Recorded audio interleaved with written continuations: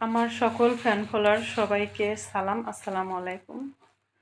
তো আমি আজকে এই যে আমাদের দেশনেত্রী, আপসীর নেত্রী এবং বেগম খালেদা জিয়ার মৃত্যু, আমার কান্না এবং আমার এই কান্না জড়িত ভিডিওটা আপলোড দেওয়া কিংবা আমি কেন কান্না করলাম এ নিয়ে অনেকেরই অনেক প্রশ্ন এবং অনেকে আমাকে মেসেঞ্জারেও মেসেজ দিছেন যে আমার কি আসে যায়। আসলে আমি তো কোনো রাজনীতি বুঝি না, করিও না, এবং আমি যেটা বুঝি সেটা হচ্ছে আমি একজন আপসীর নেত্রী হিসাবে আমি ওনাকে আমার খুব ভালো লাগে, ওনাকে আমি প্রচণ্ড ভালোবাসি। সেই 1994 সন থেকে আমি সে সময় ক্লাস 4 বা 3-তে পড়ি সম্ভবত, আমার সঠিক মনে নেই, হয়তো বা ডায়েরি দেখলে মনে হবে। তো সেই থেকে ওনাকে আমি প্রচণ্ড ভালোবাসি এবং আস্তে আস্তে দিন যত গেছে, যত ওনাকে দেখছি, ততই ওনার আচার আচরণে, ততই ওনার সততায়, ততই ওনার এই যে অন্যায়ের কাছে মাথা নত না করার, উনি কিভাবে ওনার এই পুরো জীবনটা বয়ে নিয়ে আসছেন, মানে এগুলো যতই দেখছি ততই ওনাকে ভালো লাগে, ওনার মানে ওনার প্রেমে পড়ি বা ওনাকে প্রচণ্ড ভালোবাসি। একজন আপসীর নেত্রী হিসেবে, মানুষ হিসাবে আর কি, নেত্রী নয়, মানুষ হিসাবে উনি খুবই ওনার কথাবার্তা, চালচলন এবং ওনার নর্মতা, ভদ্রতা সব কিছু মিলে ওনাকে অনেক ভালো লাগে। তো আমি আজকের ঘটনাটাই আমি আপনাদের সাথে বলতেছি যে আমি গ্রামে আছি, মাদারীপুরে আছি। এখানে আমার বাসায় টিভি নেই, এখানে এসে আমরা থাকি না। এই বছর শেষে ডিসেম্বরে বাচ্চাদের পরীক্ষা শেষ হলে চলে আসি।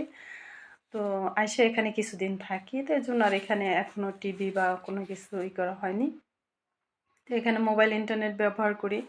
হঠাৎ আমার মোবাইলের ইন্টারনেট মানে গত রাতেই 12:15টার দিকে শেষ হয়ে যায়। শেষ হয়ে যাওয়ার পরে আমি তো এই গ্রামে আসার পর ভোরে মানে সকালে উঠি, আবার শুয়ে পড়ি। 9টা-10টার আগে আর মোবাইল ধরা হয় না।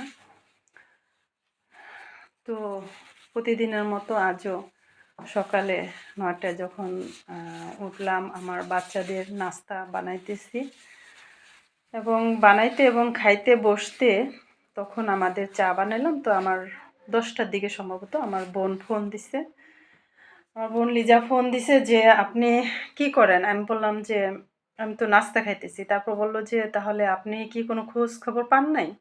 আমি বললাম না, কোনো কি হয়েছে? ও আমার বলল ভালো খবর আছে এবং কষ্টের খবর আছে। আমি বললাম তাহলে কোনটা দিয়ে শুরু করবি? পরে বলল ভালোটা দিয়ে শুরু করি। আমার ভাগ্নি পপির, ওর হচ্ছে ছেলে হইছে আজ সকালে।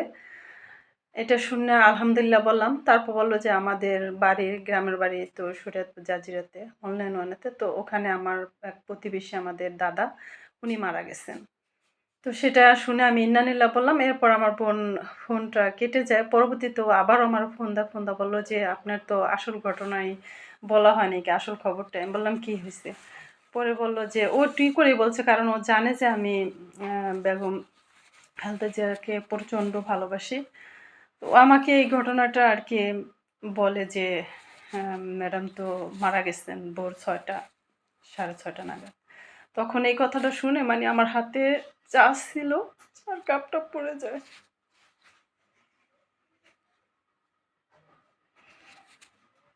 আমার আর নাস্তা খাওয়া হয় না। আমি আমার এরপরে সারাটা দিন আমার খুব খুব মন খারাপই কাটে। তা আমি আপনাদের ক্লিয়ার করছি যে আমি ওনাকে অত্যন্ত ভালোবাসি, ওনাকে খুব শ্রদ্ধা করি। ওনার আচার আচরণ, ওনার বলিষ্ঠ কণ্ঠস্বর,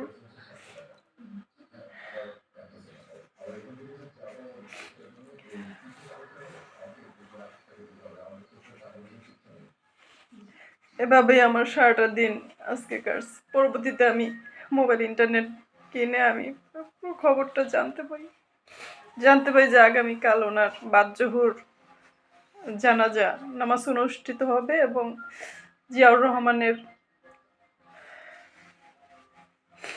কবরের পাশে ওনাকে সমাহিত করা হবে। যাই হোক, আমার আচরণে বা ব্যবহারে যদি কেউ কোনো কষ্ট পেয়ে থাকেন তাহলে ক্ষমার দৃষ্টিতে দেখবেন। সবাই ম্যাডামের জন্য দোয়া করবেন, ওনার রুহের মাগফিরাত কামনা করবেন। আমিও দোয়া করি আল্লাহ যেন ওনার ভুল ত্রুটি ক্ষমা করে ওনাকে জান্নাত